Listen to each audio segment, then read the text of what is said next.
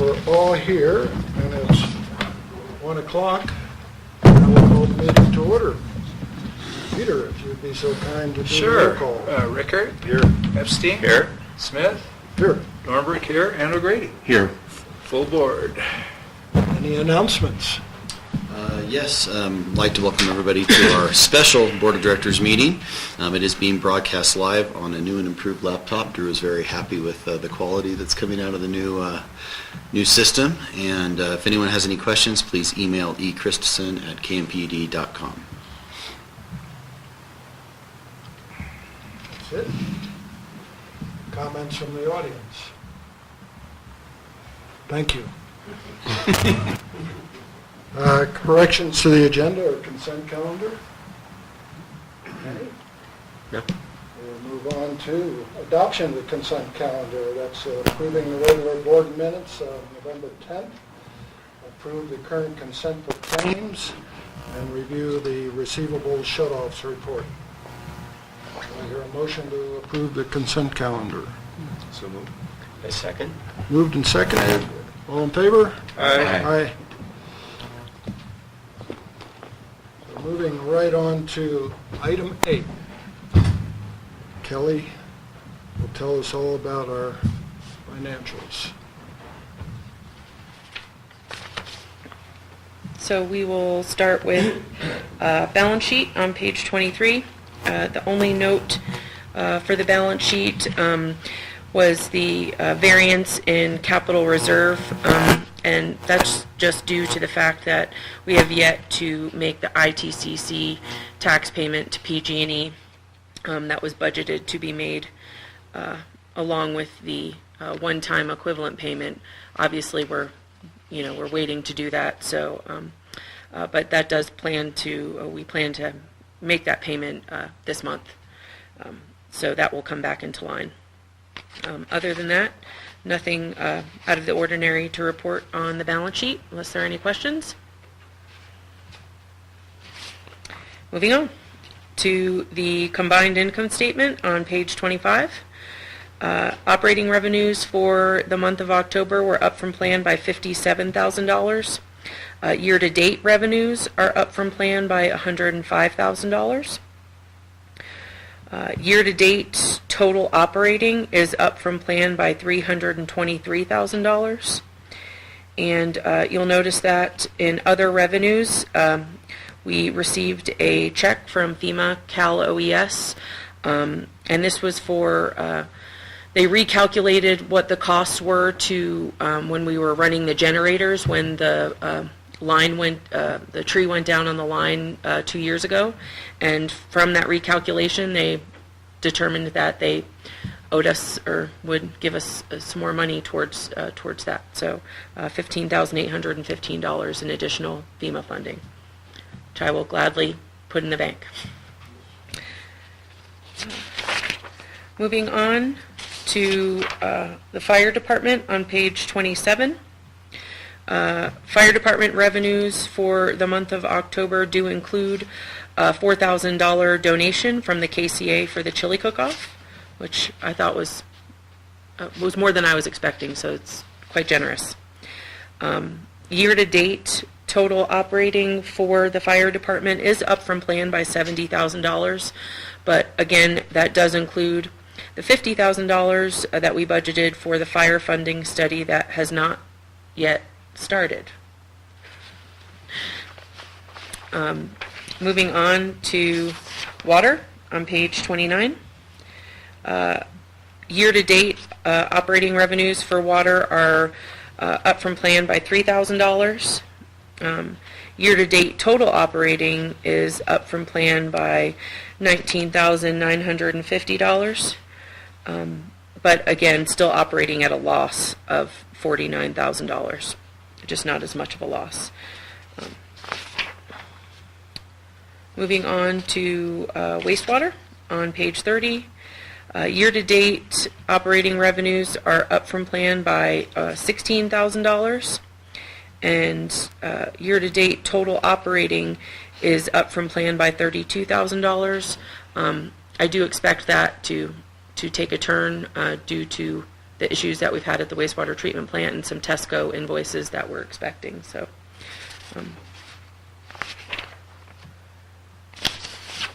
Moving on to electric on page 32. Year-to-date operating revenues are up from plan by $58,000, and year-to-date total operating is up from plan by $167,000. So good start for electric for the first 4 months. How can you explain why salaries are so different than budget? There's just been more time spent in other departments in Mostly propane. propane and wastewater too. That there's been a lot of. Yeah, maybe not those three, but we did the 10% replacement, and we also did the leak detection, which resulted in numerous repairs. So the electric propane department was almost exclusively propane during the summer months. And Oh, I that's your see. that's your big change. And the cost of goods sold being higher is the cost of electricity? Yes. Or is there some other factor? It's because we Yeah, we we're sold buying a more, day so ahead. we're Yeah. gonna have to pay for more too. Yeah. We'll move on to. I didn't put any notes, but we'll move on to snow removal on page 34. You'll note that we did post our first installment of operating revenues for the month of October for snow removal. So we'll start to see that turnaround with all of the expenses we had prior to posting any revenue in snow removal. So right now, year-to-date total operating snow removal is down from plan by just $4,600 rather than the big variance we were seeing in September. So snow removal is starting to turn around there. We'll move on to propane on page 35. October revenues for propane were up from plan by $11,500. Year-to-date, they are up from plan by almost $20,000. And year-to-date total operating is up from plan by $14,000. And that is with all of the, extra salaries and wages that were spent there. So propane's still in a good spot. And you can see that, $11,000 more in salaries and wages than we budgeted for. So,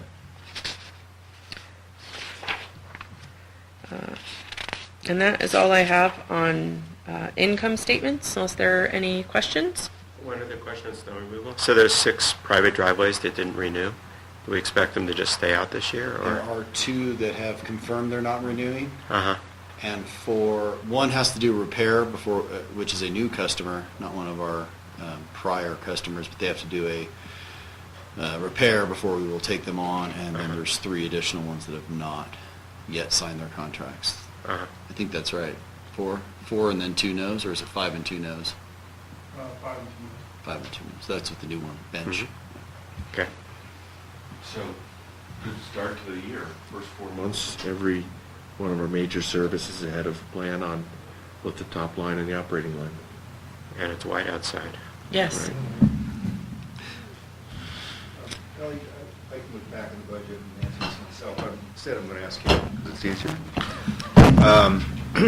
For water and wastewater, I remember when we did the rate increases, 3 years worth of 8% or whatever it was. I think, as I recall, the intention was that we would hopefully recover. Our revenues would cover all of our expenses except for depreciation. And I'm just wondering if I can look back at the budget and verify, but I can't remember if we're hitting that or not. We would always be in a loss. We wouldn't be covering, we wouldn't be raising reserves for the purpose of new replacements and that kind of stuff, but at least we'd be covering everything except for depreciation. I would have to look back at the Okay. budget. Well, don't worry, yeah. I can. It's easy enough for me to do it. Yeah. But I just am wondering if we're on target, because right now, of course, through October, we're not, we're close to achieving that. Last year we were nowhere near close to achieving that, and this year I don't see it being any different. Okay. We're not net zero exclusive of depreciation or rebuilding any reserves. I knew we were having Yeah. reserves, Yeah. I knew we were borrowing from electricity to balance the, Although we didn't have to borrow any from electricity because property last. taxes were okay. Yeah, we had enough property tax revenue Right. to do that, and, you know, their cash loss, you know, wasn't Yeah. in such a bad shape that we had to borrow from them, so that was one good thing. And we'll find out you know, at the end of this month, exactly if we'll need to put any more property taxes to the electric Oh. fund, because this is Calendar the end of our year. calendar year, and we'll have to submit our Form 7, so hopefully we won't, but with the addition of the $5,000 or $5 million to the balance sheet. Granted, it doesn't affect our operating tier ratios, but there are a couple of other tier ratios that we have to meet, so Yeah. the effect that's going to have on electric, I'm not sure yet, but. Okay, October EBITDA, we are at $129,000 better than plan, and then year-to-date, we're at $337,000 better than plan for earnings before taxes and interest and depreciation. So considering we you know, didn't get that loan from Bank of the West, I feel like, you know, we're still in a good spot, even with having to put all that money out to PG&E, so. So for the balance sheet comparison from October 17 to October 18, I just had a note because of the large variance in under total unamortized debt expenses. That is the one-time payment to PG&E that will be amortized. That's why there's such a big variance there. We obviously corrected our budget, so that it's not going to be a variance to budget, but compared to last year, there's that large glaring number there. And then on the income statement comparison, revenues were very close to where we were last year. We are up by about $5,000. And expenses, we're actually better than we were last year. We've spent less. So as compared to last year, I think we're in a good spot compared to last year. Kelly, but I just looked it up in the budget. Mm-hmm. So I was somewhat right, somewhat wrong here, but there's one more year left for the increases that we, and by the, you know, so the budget for 2020 for wastewater is revenues in excess of expenses without depreciation is minus 5,000. It goes down to, in this budget, 2023 minus $1,600. So basically even. And water never quite gets so good. 2023, it's still losing 21,000. You mean wastewater? No, water. Oh. It gets down to 13,000, and then for some reason it jumps to 21,000 loss, excluding depreciation. So we never, water we don't get as close. Wastewater, according to this, we do now with all the work we have to do. Yeah, that's It's going to change. probably in the fantasy world, but okay. So Kelly, just one quick question on comparison. Salary and wages, they're lower than last year. Is there a primary reason for driving that? Well, we've lost a couple of people, so we less staff. Vacancies? Yeah, Thanks.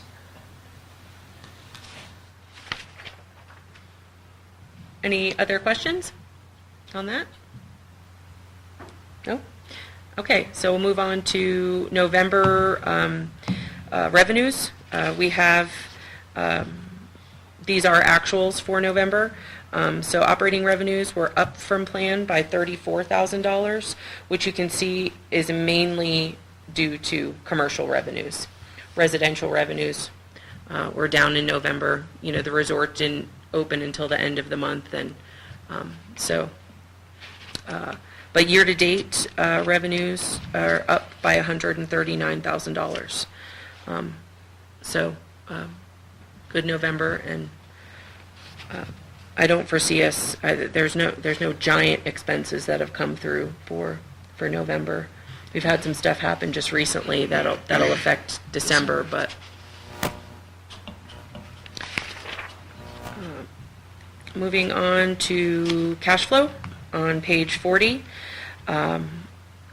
We had $1.6 million in operating cash and $779,000 in our cushion of credit, bringing total operating to $2.38 million. And our budget was for 2.1, so better than planned by $227,000, which, with all of the prior information we went through, that's right in line about where we thought we were going to be. But even going into next month, with having to make the remaining payment to PG&E, we're still going to be up from plan by about $48,000. So that's good to see, because December is usually our lowest month where we go, under plan. So, and then in the 5-year forecast, still December of 2020 is our low point. But like Standish said, I believe in the Finance Committee meeting, we've got 2 years to fix that. And I'm confident you will. Any questions on cash flow? Okay. I think it's, you've always been through, it'd be nice to finish the year out from under the PG&E sort of Damocles and with $2 million in the bank. And no reserves. And a failing sewer Just don't say plant. that out loud that much, Standish. So is it looking like we're not going to need to do the Bank of the West refi or not? Yeah, So too early to. We're pursuing a boundary line adjustment. I just received the tentative map, or the tentative boundary line adjustment from the surveyor we retained, which is Loomis and Associates. And I was trying to keep it as a net zero change in acreage. It's not going to be possible to do that, because if I did, I'd have a 4-foot, I say 4 foot because it's on a map, we'd have a 4-foot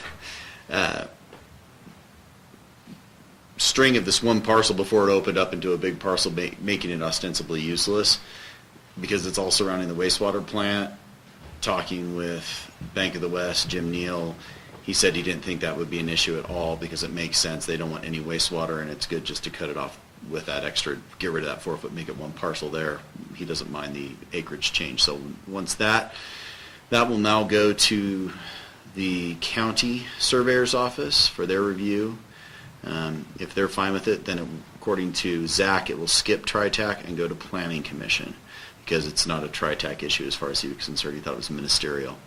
And then we go to Planning Commission, and then I think it'd be a consent agenda item for the Board of Supes.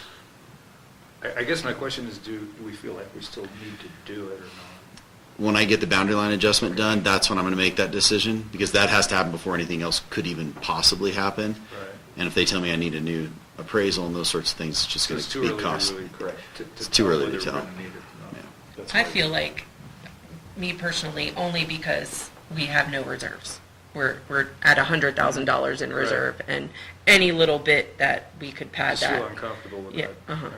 but, We still do have a Yeah. line of credit as well. yeah. We haven't talked about the timing yet, have we, of the wastewater treatment plant improvements in line with the consultant's report? Have we talked about it? I can't remember. I mean, I know it's 3 That'll be this point. upcoming budget cycle, as well as the rate study. The rate study will consider all those improvements and their timing.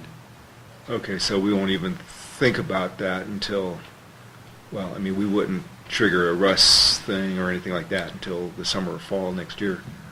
I've started some preliminary discussions with RUS about the process. Could I get ahead of it without an engineering studies and preliminary design enough? And I sent them a copy of that. So I'm working with them on some front-end things. But if I can't get a commitment from them to pay for the engineering, we'll have to pay for it. Then they'll reimburse it. They always reimburse it, including the preliminary.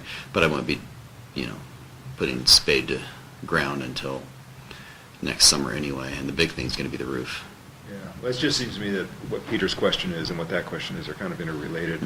When do you need, how much cash, right? Yeah. The only thing I've started on at this point is the roof design, getting the bid documents ready for that with our engineering consultant. They've started working on those. Because I know we'll pull the trigger on that next year. We don't have a choice. Hopefully not till next year. Place is pretty decrepit. I heard Tom Fortune say that every one of Vale's buildings has roof leaks.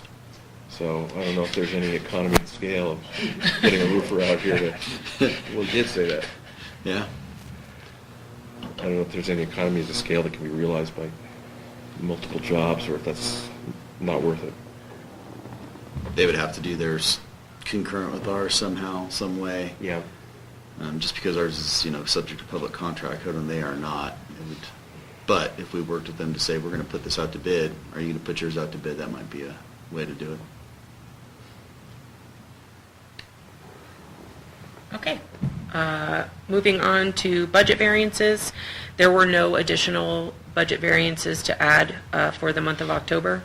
So we're still at the $32,000 with $19,975 in snow removal wages and benefits and the $12,804 in the workers' comp adjustment. A note on that workers' comp adjustment, I did complete the analysis on what we sent to SDRMA for our wages and how they compute what they're going to charge us for the year.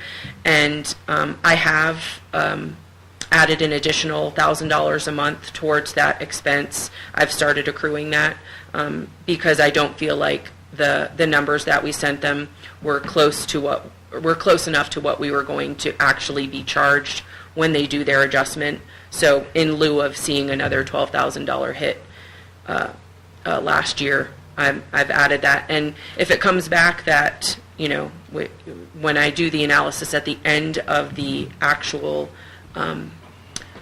fiscal year, if I see that I overestimated what I thought, our wages and benefits were going to be at, then we can always do a credit back. But I would rather be prepared and not see a $12,000 bill and be surprised. And that's all I have.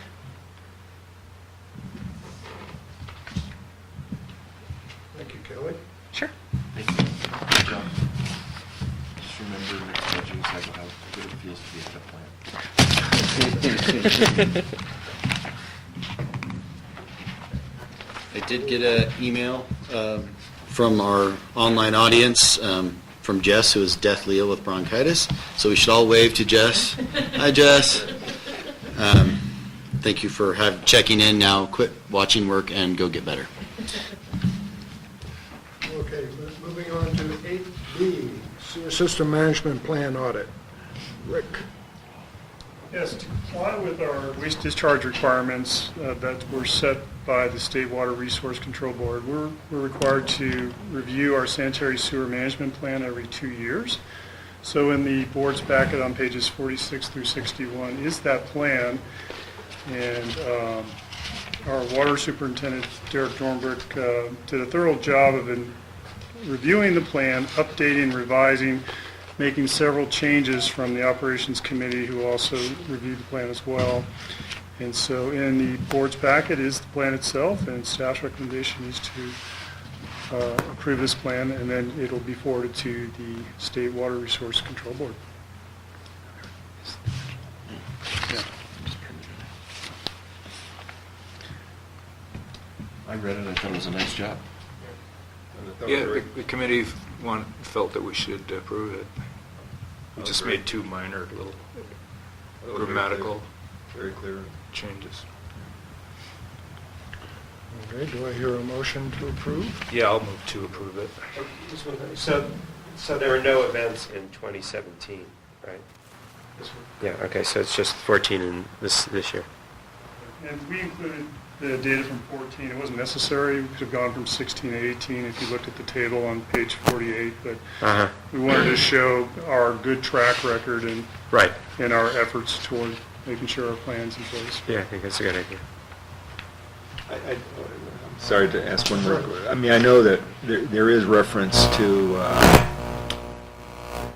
capital improvements or improvements that need to be made, although those aren't really articulated in any way. But because this is more of a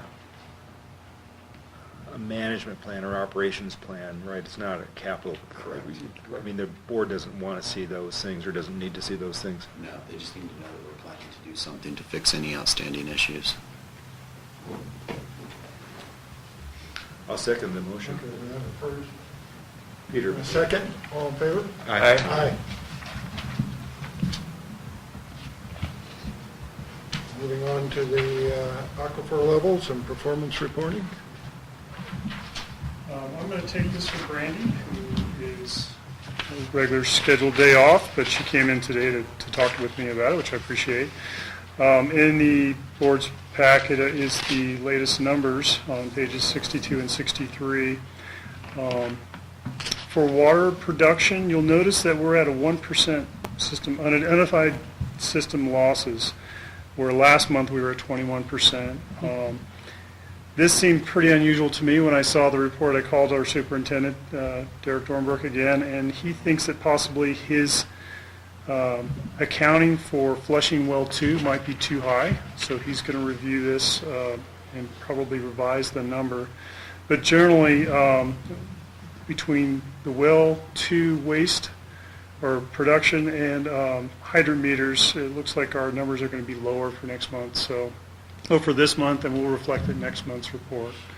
So that's something you'll probably note. The other thing that was notable was for propane. Those numbers were captured on the delivery, on the last day of the month, which we actually received a delivery. So those numbers are slightly skewed as well. Other than that, for electric, production loss was at 8%, and for wastewater, we're at 11%. So hopefully our mitigation measures with the collection system are starting to pay off. And that is her report, my report, unless there's any questions from the board.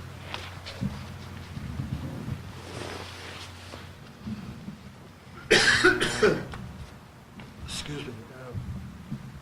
Thank you, Rick. And moving on to item 8D. And Kelly, you're up on this one, looks like?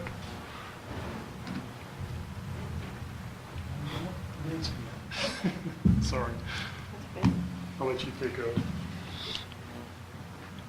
There's not really a slide for it. So in your packet, there was a staff report and the actual paperwork that we get from Russ. I included that in your packet just so you could see it. But Russ loan number 3370 that was originally funded on October 17th, 2014 in the amount of $800,000 is due to mature on December 31st, 2018. The outstanding principal on that loan is $746,000. We recommend, staff recommends that this loan be rolled over with a new maturity date of 12/31/2025, and that is in accordance with the previous loan that we rolled over in December of last year. And I just, I took a snapshot of the FFB rates on November 29th. They do fluctuate daily. You know, they repost those daily, but on the 29th, those were the rates. And we recommended that new maturity date, and at the Finance Committee meeting, this was reviewed, and they concurred with staff for this new maturity date.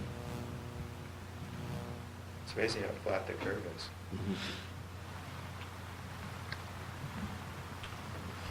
Any questions? Do you need a motion for this? We do not. I don't think so. I don't think we need a motion. I think it would probably be a good thing to go ahead and have a motion to do this Okay. roll over. It doesn't have to be a resolution, but it Yeah. should be a motion. Okay. We'll make the motion. I'll second it. All moved and seconded, all in favor? Aye. Thank you, Kelly. Kelly, just, Have you reported to the board on the drawdown schedule for the C8 loan? The drawdown, The maturity that we selected for the C8 loan? we haven't yet. Okay. Yeah, we haven't picked that yet. Oh, we're still getting bridge loan from IFC Right, or whatever. right, yeah. Uh-huh. And then, Peter, I'm just going, there's a form that you're going to have to sign after. Okay. So, okay. Jeff needs to sign that. You won't understand it. Yeah, sure I won't. But it's the committee's recommendation, I hope. We'll let you know after you sign it. Moving on to item number 9, General Manager Report. Eric. Just a couple of things. The Operations Committee reviewed and concurred with a mountain access agreement with Vail. Essentially, it's a non-binding agreement that memorializes our protocols relative to safety for accessing the mountain during their operations. So for whether it's a regular meter read of our facilities or an emergency repair that needs to be done on the backside, it just memorializes how we interact with Vail. We give them notice when possible of 48 hours during the winter operations, try to be off the mountain before 8 a.m. if we are on the mountain, et cetera, things like that. And so working with Tom to get that done in a way that was amenable to the district, and this went through Shanahan as well. We agreed that this was a good gesture of goodwill and good for safety protocols for our employees as well. And just you can see this is their proposed access routes, et cetera, that they want us to use, areas they want to stay away from. Of course, we have access via our facilities. Where our facilities are, we can access those regardless of their routes, and that's been written into the memorandum of understanding. Again, a non-binding agreement, but a good gesture of goodwill to work with them and to get them to work with us. Any questions on that? The committee recommended signing the agreement. What is the access? Ostensibly, it's basically using their cat tracks and their snowmobile routes is what they're asking us to do. But I do. No. Yeah. Well, it's the water tank on 5, and it's reading the meters back on chair 4, basically. Yeah. That's For the the real. lifts. And that should hopefully be a moot point if they proceed with their project this summer, which would move the meters all the way down to the base of the mountain instead of on the back, and they would own the line, which we never took ownership of, so they would continue to own the line. There was just kind of some question about snow removal, so I wanted to go over where the district's at, just refresher for everybody that maybe doesn't remember or is new. So the equipment we have 3 loaders right now, the 924G, 950F, and then the newest piece of equipment, which is the 950GC. These are the things you see the RPM is being pushed by, or the big blades on it. It's the biggest piece of equipment we have, these respective loaders. I think Rick's going to talk about it, so I don't steal his thunder, or am I going to talk about the blade? I'll talk about the blade. So we budgeted and ordered a 14-foot blade for the new 950 GC. After being shined on for months of not getting it, we finally received it yesterday. It was a 12-foot blade. So Dave, on his last 2 days he's had off, on his days off, he has probably screamed a lot and made a lot of phone calls. And as a result, they're going to let us keep the 12-foot blade and weld the components onto it that need to be welded to function with the GC. They'll just accept us doing that to their blade. They are also going to ship a new 14-foot blade and waive the prior shipping costs that we had paid on the blade. And they are promising to get it direct shipped to us, not through Holt, direct ship ASAP. So in the meantime, we will put the 12-foot on, and it will function moderately well, but not as well as the 14 we really need. But fortunately, we don't have any huge storms coming right now, but we'd like to have it before Christmas. So that's what's going on with the loaders. Sorry, have we taken delivery of the GC? Oh yeah, Welding it March. right now.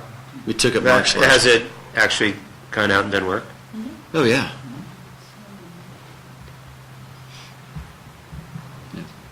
Last year we got it in March, but it was at the end of March, so it didn't do any snow removal work at the end of March. It did construction work over the summer. And it hasn't been out yet this summer because we don't have a blade for it. So the GC has been working for the district, but not for snow removal. Oh, I to see. be clear. Okay. Yeah. All right, that was my question. And then the other thing, just to tie into that, because I could see your confusion on that, and I know exactly what you're thinking on that. We did reach out to Fleet Tracker to see if there is a plug-and-play GPS unit that would not void our warranty on the GC that we could plug in, and they're going to send us one they think would work. And if it works, they will charge us. If it doesn't work, they won't. So for now, once we get the blade on, it'll have to be a manual track on the GC, a manual entry, which we can use the manual entry component if we use it, which I think we will, if the next storm cycle is big enough. We have 6 trackless units. At the beginning of this year, we had multiple issues with 4 of them. So T1 and T3 are down. Although, as of today, the welder came out and has fixed the frame on one and has done some repairs on the other, so they should be back up and running. However, T4 is now going down for a week, and T5 had a headlight issue. We could not run T5 at night for safety reasons, so that was only able to run during the daylight hours. In fact, Drew was the one who had to take it out in the daylight the first time, so after he found out he had no headlights. So we're fighting with mechanical issues on our equipment, and as the board knows, our mechanic resigned right before snow season. So our advertisement for the new mechanic closes in next week, I think. Closes next week, and we will be bringing people in for interviews and going from there for a new mechanic. Hopefully catch us up on these issues, but right now Dave and Joe Pellerin are doing double duty with snow removal and fixing equipment. We have the cinder spreader, which is Have you had pretty good response on that? on Yeah. mechanic. I think at this point, I think we have 3 viable candidates. I think that's the last I saw was 3. I know we had 2, but I thought a third came in. Yeah. So yeah, we have 3 viable candidates. We also have the RPM snowblower. Bertrand asked an interesting question, what does RPM stand for? We thought it must have stood for something. No, that's actually just the company name. I'm sure it stands for something, but it's just the company name is RPM. Nothing to do with rotations per minute or anything like that. It's just the company name. Hence why I put the periods in there so everyone would know that that's a name. And that is pushed by the loaders. So if they have to remove the blade and put that on if they want to use that. In terms of snow removal labor. Is that what we bought several years ago for $240,000? Yeah. In terms of snow removal labor, we have 2 full-time, permanent full-time employees doing full-time snow removal, and we have 4 permanent employees doing part-time snow removal through Sunday. We will have 2 seasonal employees, and we will be picking up another one on Monday, and the advertisement for that part-time position closes next week as well. We'll be looking to pick up our 2nd seasonal. So as you can see, we've had equipment issues and we've had labor issues. And so, but the routes are getting refined every day. Hopefully we've done the final revision to them. Joe and Dave drove around. They've been making tweaks here and there. I thank Bob for his patience with the routes continually changing, but it's being more efficient in the field is what they're after, and they're working on those. Then just to show you a couple pictures, so those are our trackless units. That is the RPM mounted on one of the loaders. And that's our new 12-foot, should have been 14-foot blade on one of the loaders. So, and just to go over routes a little bit, you saw this before during the presentation. Again, it's been refined a little bit, but this is the west route, and each of those numbers and colors represents. I'm sorry. Represents I did it on my computer, not there. Represents a sub route. The intent being that we rotate which sub route we start with in a particular route system every day. So it's not always going to be Dangberg first. Sometimes it'll be Fremont first. Sometimes it'll be Hawkweed first. But the sub route will never change within itself is the intent, so we can identify how everything's working there with the driveway contracts and whatnot. But that's just to give you a rough idea of what the sub-route on the west side looks like. That's the east side sub-route. That's actually been refined. This graphic's a little bit old. We've refined that even more. Why is there A and B's on East Meadows Drive? Because depending which way they're coming in the route, they're going to be coming in a different direction. Which, Oh, I see. so they would hit the north house first one time and the south house first the other time. That's what it means. Yeah. So N and S could have been used. South and north. Benefit S and N, we could have. instead of A and B. Yes. You may want to. Okay. It really, it comes down to which way they're going. It's, All right. at the end of the day, it really is truly at north and south. Okay. That's actually not a bad suggestion to make that change. So I take the big bucks.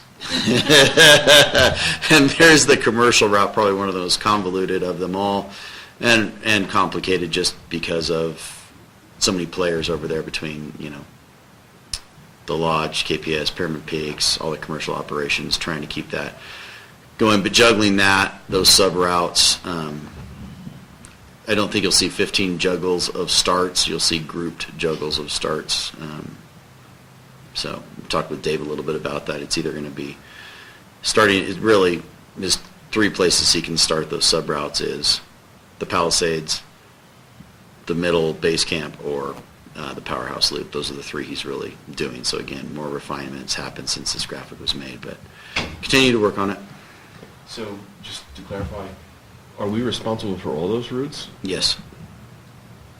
Each one of those is a HOA Oh, okay. subdivision, so the number 1 is Palisades, number 11 is Meadows, 5 is Whiskey Towers, for example. Each of those are separate contracts. Mm-hmm. Any questions on that? Where we're at? Okay.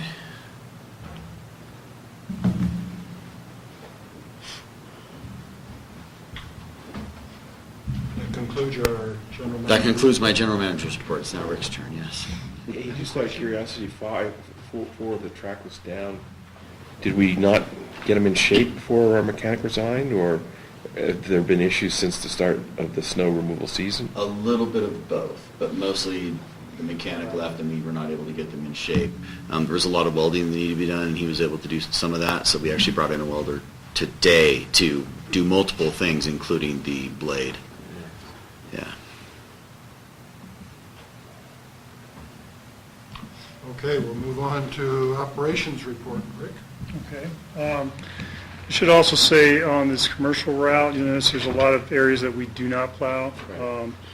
And we have a meeting next Tuesday with the resort to discuss how we interface with them and, issues of overblowing into our contracts or us accidentally pushing into their contracts. And this is something we do annually, and we look forward to having a meeting with Mike Nicolai and Tom Fortune and staff. I am pleased to announce and very grateful, and thank you to Supervisor Woodrow for pushing through the gift of the ambulance from Alpine County to the Kirkwood Volunteer Fire Department. This was heard at the last County Board of Supervisors meeting on Tuesday, and we are very, very grateful, so thank you. The ambulance is currently living downstairs in our fire bay, and our next steps will be to 1, get the title, 2, have the vehicle insured, and then the third process is actually go through the CHP inspection, which includes the safety equipment and ambulance ID certificate. We'll need to provide equipment and medical supply inventory to Mountain Valley EMS, as well as create an agreement with Mountain Valley EMS to be able to maintain and operate the ambulance in Alpine County, with the agreements reaching over to Amador County, not to impact the American Legion Ambulance Service and or El Dorado Medical Services, which is the Alpine Lake Tahoe Basin side. This agreement... Getting the vehicle the easy part? Yes, that was the easy part. Jeez. There's more. Next, after we have the agreement which in place, there is a draft of this agreement, so I'm hoping this will go smoothly, is to ensure that we can meet the DMV requirements for having operators actually drive the vehicle. Also meet the DOT requirements of using the vehicle without pink red dyed diesel, which currently is in the vehicle now. And then finally, ensuring that we have at least 2 EMTs operate the vehicle so we can respond on a call. So those are the next steps, and we'll continue to work away. The diesel we buy, do we pay tax on it? No, we buy agricultural diesel. Right, so it's already dyed, right? It is dyed, Oh. right. But if Yeah. we had to go out on the highway, technically you can't go out on the highway with that. You Oh, can drive that's all what it around is. Kirkwood because these are all private roads. Right. Excepting the first 80 feet. You know, the Okay. county's refused offers of dedication. But if you go But out- we could get somebody to the road, to the highway. Yeah. Is the ambulance of any value to us if we don't have the 2 EMTs? No. It basically is just a vehicle parked in the bay, taking up room. You guys care? Well, no. But- I'm EMTs. just kidding. We need to get the EMTs. But it's a solid vehicle. It's a Ford F-350 or 450. It's a huge workhorse. Estimated value, $35,000, Blue Book. So if we ever decided not to provide ambulance service, I'm sure the electric and propane staff would love to take it over. But that's not our intent. Our intent is to get it back in service. We need to get the EMTs. So that's my update on the ambulance, unless there's any other questions. Moving on. How soon can you get the EMTs? We have 3 now, and then actually 4 right now. One of our seasonal firefighter EMTs just came back into service, so if I can get this, all the other hoops jumped through, I can run the rig today, tomorrow. Okay. And then future goals will be to sponsor, support, get more of our volunteers to take the EMT class and get certified. So we have more layers there. Of course, last Sunday we discovered a power outage at our well 4-5 building, which prevented us from actually pumping wells 4 and 5. Thanks to staff troubleshooting the problem, we discovered there was an issue between the power supply at the wastewater treatment plant, we believe, to the well building, which is down by Hawkweed. To work around the problem, we actually brought in a temporary generator to power the wells and or power the pumps for the wells, and that worked satisfactorily for Monday and Tuesday, and then on staff on Thursday we were able to pull power from the transformer at the bottom of the Hawkweed there, TC-152, and actually lay a line in conduit to the well building, and so we're back in business. However, we will need to mitigate this issue, obviously when the snow melts, and figure out what the issue is with the line. And looking at the wastewater treatment plant records and the files here at the district, there is no clear definition or single line drawing of how the power is run to our wells. We have a pretty good idea, but we just don't have it mapped. So that's going to be a future project for electric propane to actually line out the whole system and make sure that we're 100% sure we know where our stuff is and how deep it is and what quality and shape it is in. But for now, we're in good shape, but just wanted to bring it to the board's attention. Are there any safety issues with running this temporary line? Good question is actually my next Oh, my next slide. So to alleviate any safety issues, the line has been enclosed in conduit, so no one could actually walk over, trip on it, skis or whatever. It's been buried to surface level and marked with bamboo, and we've worked with Mike Nicolai, who does the grooming in this area. If you look past the trees there, the well building is actually in those trees. And traditionally, the cross-country route goes around the well building. Right. They're going to start grooming on the meadow side or the creek side of the building, The lower side? the lower side, and not groom this side. But Okay. it's under 4.5 feet of snow in a 6-inch conduit right now, and so even if they ran over it, would probably be okay. But they're aware of it. They're fine with the way it's set up, and I think it'll be fine to get us Yeah, through. you hate to catch that with a tiller. Oh, no. Yeah, it's direct burial cable inside a conduit, inside a casing, where the cat track crossing would be. And I do want to note for the record that Vail was very accommodating. Tom Fortune, I talked to him, he was in Colorado, and helping us get this resolved. One, letting us do this across the meadow, which they own the parcel and fee title. I don't know what our easements look like there. They just said no problem. Tom facilitated that, and then he had directed his staff to work with us, which is what Rick was alluding to. They're going to reroute around this so that the cat's not going across it until we have substantively more snow. It's just a short stretch there, really. That's 6, 7 houses from south to north, basically. That one little loop there. Right. The outer trail there. Unless there's any other questions about the well building power supply, I've got one more thing to update the board on, which is, of course, we have nothing else to do around here. Yesterday morning, staff discovered that the propane tanks, we have a 20,000 gallon propane tank and a 30,000 gallon tank. They were not equalizing, meaning all the liquid was being pushed to the 20,000 gallon tank, and it was at 97% capacity.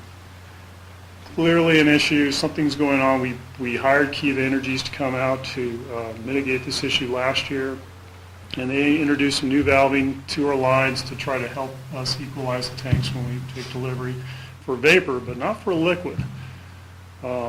Emergency conference call was made yesterday afternoon, and we had Jeff Pilgrim and his staff from Kiva Energy up here today. They were able to manually or mechanically pump liquid propane from the smaller tank to the larger tank, and also with the valving that they put in this summer, we were able to isolate the tanks a little bit better, so in the future we can actually mitigate this issue. But we've never experienced this before, and very terrifying for Brandy, thinking that we were going to have a major issue. As of 12:30, the tanks have been switched down. They're stabilized, and we're expecting delivery from Kiva Energy today. And Jeff Pilgrim's remaining on site to work with the propane delivery loading person, Rich, to try to equalize the tanks and figure out what our next steps are. Leading problem might be, or I should say, we're not exactly sure what the problem is, but it could be a vapor vacuum valve that's inside the 30K tank. If that's the case, then we'll probably have to drain that tank this summer and do what we did this last summer and actually make the repair, clean out the tank, and then get it back in service. So just wanted to give you an update. If you saw extra staff at the propane tank digging, that's why. So Rick, does that take constant monitoring now? We monitor the tanks 3 times a day. Now they're going out every couple hours. Yesterday, they were out there about 9 times. The week before, we had an issue with our vaporizers where a contact relay wasn't closing, and so we were working off of one of our vaporizers. We have 2. That problem has been resolved, so just as soon as we solve one problem, another one pops up. But again, staff will continue to do a lot of inspections on the tanks. And there's a couple of different places where we check the pressure for the valley. There's a location at the powerhouse and, of course, at the tank. There's never been an issue with the pressure for the valley. It's remained the same. The work that was done, we gave Kiva to do their work, which I thought it was to equalize the tanks. It was. Mm-hmm. But it was not to equalize the level of liquids? No, it was, and they believe the problem to be in the 20,000 gallon tank valves, which is why they were all replaced. They didn't do any replacement on the 30,000 gallon tank valves, which is now appearing to be the culprit. The valves are, if you remember when we talked about this on the 20,000, those valves were from the 1950s. They are failing, and it's not surprising that the 30,000 gallon tank valves are failing now too. I just wish the 20,000 had solved everything, but now we'll have new valves everywhere. But yeah, we did have a big project, $46,000 over summer to do that. So it's not money poorly spent. It needed to happen on the 20,000. Unfortunately, it now needs to happen on the 30,000. It would appear, based on our did my discussions earlier today with Brandy. So the workaround is just to be able to do things manually each day or each week, whenever it's necessary. Yeah, I mean, essentially, as Ed said yesterday, there was 8 of us shoveling snow, I mean us included, out shoveling snow because we needed to get this fixed. He said, oh, this is no big deal. I did this all last winter. I can do it again this winter. So Ed's relatively comfortable with his protocols for monitoring this issue.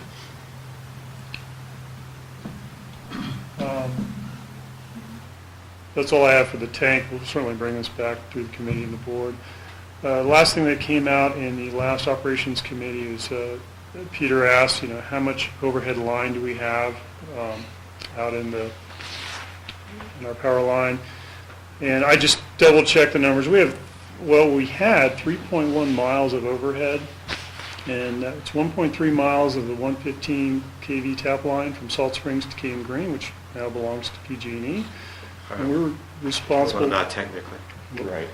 We'll before the end of the month, it will belong to them. You did, okay. Yeah. I'm going to text them.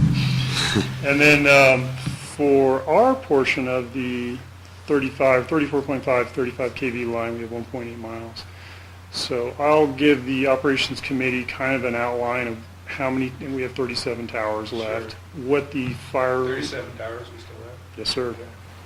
What the fire code 42, I think it's 4242 code standards for maintaining the power line. So we'll bring it back to the committee, but just snapshot. So we know what our exposure is and Yes, sir.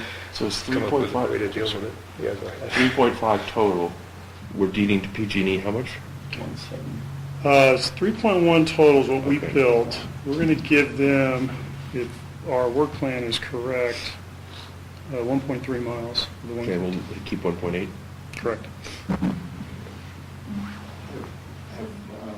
We've been following the possible legislation at the state level around liability and so on for utilities with these overhead lines and equipment. No, but this goes to something we talked in planning previously, was about joining that lobbying / public utility organization, so we would have a seat at the table. So we need to bring that back to planning, and that would be how we would do it, because that would leverage our money better than our little district trying to tell a legislator anything, or ask the legislator anything. That's all I have, sir. Okay, thanks. I have one question for Rick about defensible space. I mean, it was impressive in the Butte fire how some houses followed it and survived and others didn't. Are we comfortable that our definitions that we follow here are the right amount of space?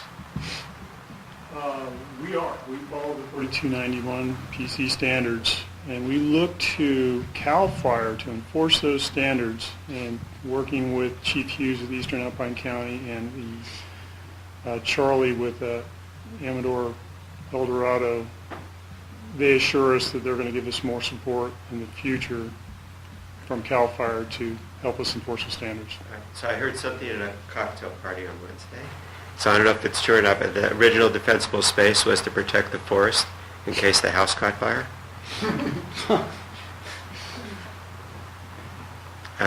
Do we know whether, does that sound familiar to anybody? No. What kind of cocktail did you have? What? I wasn't drinking. I think there was a Canadian forest set up with the 100 feet, and it was the other way. That forest burned and the house did not. So I think that's where the 100 feet came from. Okay, so it's to protect the house from the forest, not the other way. Okay. If it's a ground fire or high wind event, All bets are off. all bets are off. Yeah, right. Thank you, Rick. Yes, sir. Moving on to standing committee reports. Eric, operations? Planning, Peter. I'm sorry, planning. We didn't have enough to meet yesterday, so we canceled the meeting. It was supposed to be this morning, I'm sorry, so we canceled the meeting. But I'll talk about the fire funding thing when it comes to the temporary thing. We did we have talked about, and I think we've now finalized the mission statement, ready to come back here in January. Yes. And Bob, IT? Well, we didn't meet since the last meeting. The meeting before that, the main thing we focused on was password security. We assume that if somebody's going to penetrate here, it'll most likely be by guessing a password. So that's been strengthened considerably. And Peter, operations? I think we covered everything pretty thoroughly. And finance? I think the only thing we didn't cover was that employee housing rental rates and whether or not we're going to revise them. And staff presented a memo with 5 different options, and we expect to reconsider that in January. It'll probably come to the board in January. Personnel committee did not meet. So we will move on to temporary advisory committee reports. And Eric? So,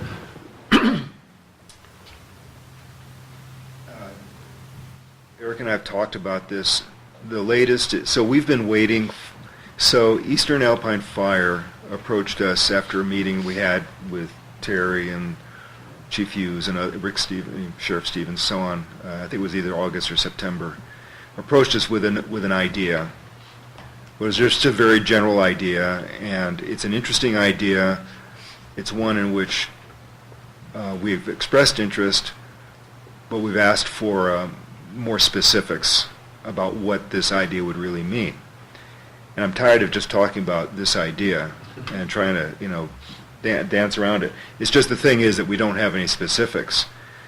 So Eric and I have talked about it, that Eric and Rick and I have put together some thoughts about how we would flesh out this idea if it were up to us. And Chief Hughes would like to wait. The county's getting a new county administrator or executive chief. CAO, Chief Administrative Officer. Chief Administrative Officer in mid-January?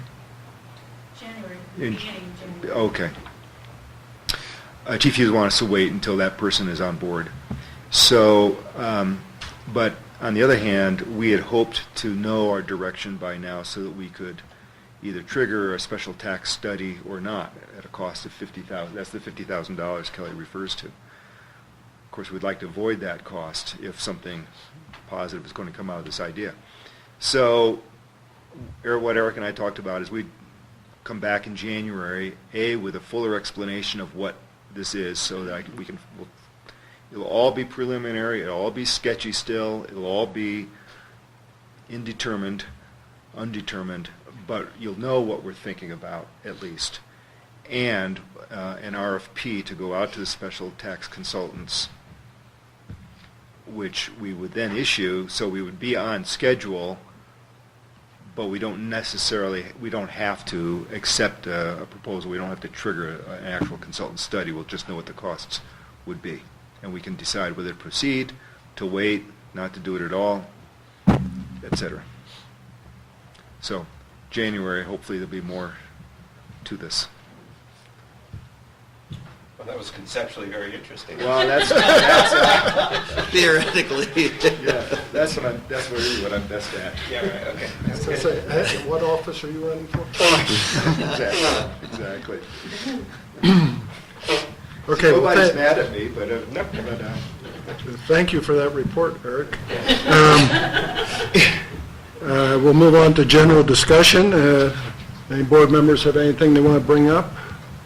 I just would like, I know, Eric, you seem confident, but I'd like to have even more confidence that this whole PG&E thing is going to wrap up.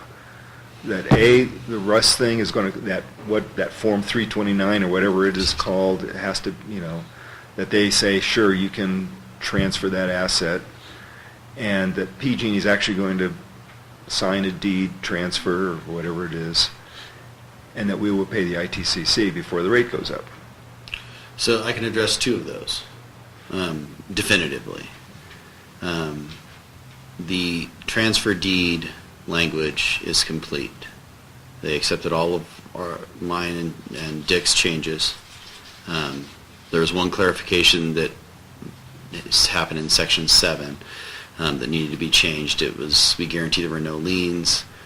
I said RUS has a lien. RUS does not have a lien against the facilities. They have a lien against the income. So that was able to be changed back to the original proposal. So the deed is ready to go. The ITCC money is ready to go. It's with RUS. And Howard's confident, and Howard hasn't let us down as long as I've been here, and I understand even before I was here he was very, very deliberate on his promises. He's very confident we will have the Form 369 done, and we'll be able to do the transfer by mid-December. That gives me 2 weeks to get the money to PG&E, the deed to PG&E, and be done. And I think, was it you, Kelly, who said that we passed a major milestone in terms of our confidence in the last week? Or was it you, Eric? No, it was, yeah, we received a letter saying that we could start the requisition process. That was 2 weeks ago we received that.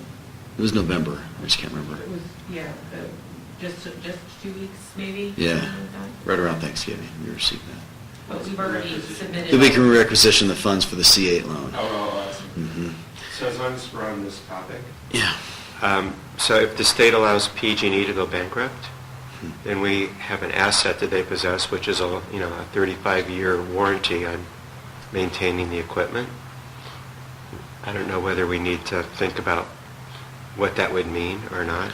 That, if you look at the original TFA and IA, that was contemplated and how it was binding on successors. Okay. So I read through. I remember being concerned about this when the Butte fire was going on, let alone the Camp fire. Yeah. Or not the Butte fire. What was the Napa fire? Anyway, Napa I went through and read. There are some pretty substantive guarantees on successors relative to this issue in the IA and TFA original documents.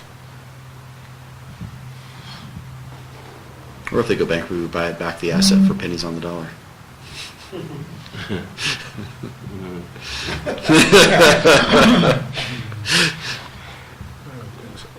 going to end up owning PG&E, the state of California? Well, I don't know the answer to any of that, but it's at least a debate whether there's going to be a bailout or not. Depends on where the legislator's district is located. Yeah, they've declared bankruptcy before and divested in certain assets before. This isn't the first rodeo they've gone through. And Okay, any other comments, questions from At the least board? we have standby generators. Yeah. Yeah. Okay, we will recess. We are going into a closed session, and I thank everyone for attending. We will come back and I think we can just close the stay meeting. here. Okay.